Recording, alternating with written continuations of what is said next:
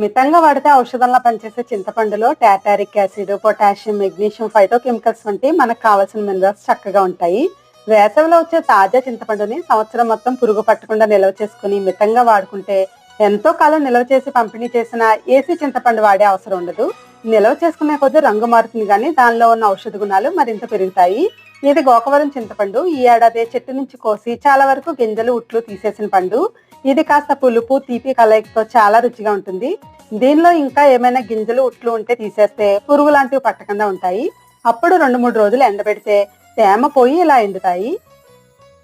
ఇప్పుడు తడి లేని జాడీలో అడుగును కాస్త కల్లుప్పు, మెంతి, మిరియాల పొడి వేసి ఎండిన చింతపండుని దగ్గరగా నలిచి అందులో సర్దుకోవాలి. అలానే ఉప్పు, పిండులు జల్లుతూ పై వరకు సర్దుకోవాలి. పైన కాస్త ఉప్పు జల్లి మూత పెట్టి కాటన్ క్లాత్ కప్పి ముడి వేసుకుని అలమారాలో పెట్టుకుని వాడుకోవాలి. ఇలా చేయడం వల్ల ఫ్రిడ్జ్ లో పెట్టకపోయినా పురుగు పట్టదు. Thank you for watching.